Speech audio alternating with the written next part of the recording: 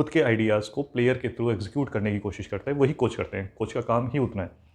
आपके basic skills आपको कोई नहीं सिखाएगा, एक माइंडसेट, एक अप्रोच को सिखाएंगे। नमस्कार दोस्तों, फिर एक बार आपका स्वागत है क्रिक डोज के एक नए एपिसोड में। और बीते कुछ दिनों से नेपाली क्रिकेट के अंदर काफ़ी उथल पुथल सा एक माहौल क्रिएट हो रहा है।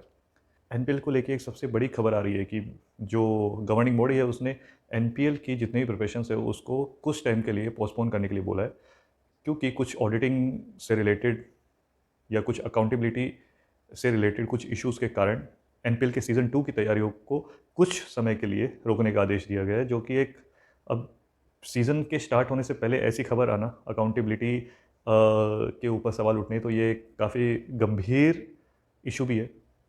उस हिसाब से देखा जाए तो जब सब कुछ ही आपका स्मूथली एक तरीके से चल रहा था, प्रिपरेशंस हो रही थी, टीम्स रिटेन कर रही थी अपने डोमेस्टिक प्लेयर्स को, ऑक्शन की तैयारियां हो रही हैं, ग्राउंड रेडी हो रहा है, कुछ ही सही तरीके से जब जा रहा था, तो उसके ऊपर एक दोबारा एक पॉलिटिकल इंटरवेंशन बोलूँगा मैं तो। ये मुझे लगता है कि ये चीज़ भी जल्दी रिजॉल्व हो जाएगा, क्योंकि एनपीएल एक खुद में ही एक बहुत बड़ा प्रोजेक्ट ऑलरेडी बन चुका है। नेपाल के पॉइंट ऑफ व्यू से देखा जाए तो इसको रोक पाना अब नामुमकिन है, क्योंकि जो जिस हिसाब से इसको एक पूरे वर्ल्ड में एक प्लेटफॉर्म भी मिला था, एक अटेंशन मिला था, एक बढ़िया एक तगड़ा फैन बेस जो पूरी वर्ल्ड ने देखा।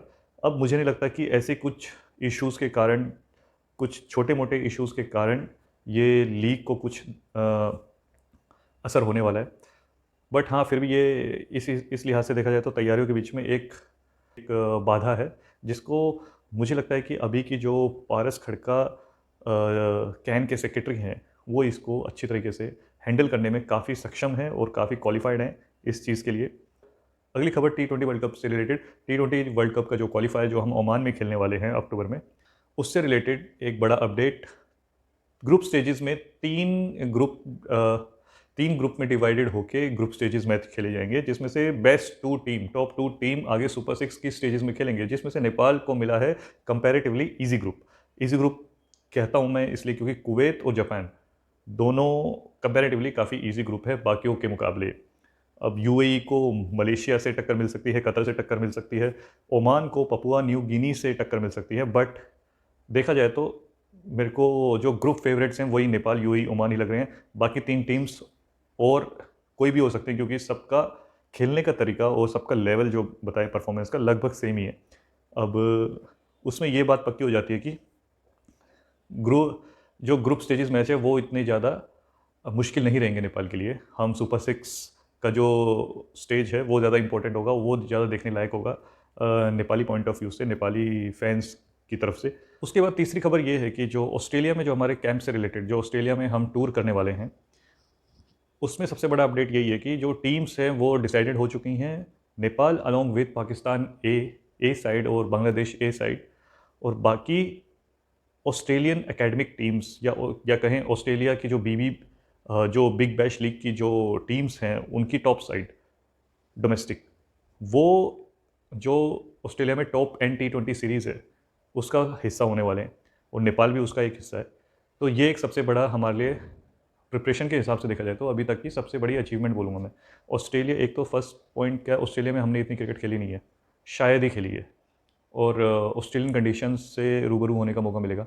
ऑस्ट्रेलियन कंडीशंस के अंदर हमको जो फास्ट ट्रैक में जो हमारी कमज़ोरी है, तेज़ और बाउंसी पिचेस से सामना होगा। हमारे बैट्समैन और बॉलर्स की परीक्षा होने वाली है। हालांकि कुछ बॉलर्स और प्लेयर्स हमारे ऑलरेडी ऑस्ट्रेलिया में जाके काफ़ी महीनों की ट्रेनिंग कर चुके हैं। एग्जांपल नंदन यादव जैसे प्लेयर्स जो ऑलरेडी ऑस्ट्रेलिया में रहकर अपने स्किल्स को एनहांस कर रहे थे, क्लब से खेल रहे थे। तो उसके साथ साथ हमारे और बाकी जितने भी प्लेयर्स हैं उनको भी एक मजबूत टीम के अगेंस्ट खेलने का मौका मिलेगा ऑस्ट्रेलियन पिचेस पे, फॉरेन कंडीशन में, जो कि एक सबसे बड़ा टेस्ट होने वाला है हमारे प्लेयर्स के लिए, और एक अचीवमेंट भी है हमारे लिए, क्योंकि वो हमारी ग्रोथ का एक बेंचमार्क भी होगा। कोच का इससे सबसे बड़ा रोल है। ऑस्ट्रेलियन कोच ऑस्ट्रेलिया में जाके टॉप एंड सीरीज़ खेलना और ऑस्ट्रेलियन माइंडसेट को समझना, ऑस्ट्रेलियन अग्रेशन को समझना, तो वो सब कुछ हमारे लिए भी काम आने वाला है फ्यूचर के अंदर। जिस हिसाब से डिफेंसिव माइंडसेट के अंदर एक हम पहले पिछले कोच मोंटी देसाई के अंदर हम खेलते थे, उसका विपरीत है। स्टुअर्ट लॉ के अंडर हम थोड़ी अग्रेशन और थोड़ा मतलब कि गेम के अंदर प्लेयर्स के अंदर नहीं कि गेम के अंदर अग्रेसिव अप्रोच को दिखा है, निडर होकर खेलना, वो हमने इनके अंडर रह के अभी जो सीख रहे हैं और सीखते भी रहेंगे, क्योंकि हर कोच एक अपने माइंडसेट के साथ कुछ एक अपना माइंडसेट लेके आता है टीम के अंदर। वो बातें खुद के आइडियाज़ को प्लेयर के थ्रू एग्जीक्यूट करने की कोशिश करता है, वही कोच करते हैं। कोच का काम ही उतना है। आपके बेसिक स्किल्स आपको कोई नहीं सिखाएगा, एक माइंडसेट, एक अप्रोच को सिखाएंगे, तो वही एक अच्छे कोच का और अच्छे कोच और अच्छे मैं बोलना चाहूँगा एक मेंटर का रोल है कि टीम को उस अप्रोच के साथ खिलवाना। तो दोस्तों, यही कुछ अपडेट्स के साथ ये वीडियो को आज मैं यहीं पर एंड करने वाला हूँ। और आपको कोई सी भी अगर किसी भी बात पे अगर आपकी कोई राय है या अपने विचार हैं, आप कमेंट में ज़रूर लिख सकते हैं। और आने वाले टाइम पे कोशिश करेंगे कि रेगुलर वीडियोस हो पाएँ। कुछ टेक्निकल इश्यूज़ के कारण हमारी काफ़ी समय से वीडियोस नहीं आ रही थी चैनल पे, तो अब से कोशिश यही रहेगी कि रेगुलर वीडियोस आ पाएँ। तो दोस्तों, आज के लिए बस इतना ही। अब मिलेंगे आपसे दूसरी वीडियो में, तब तक के लिए नमस्कार।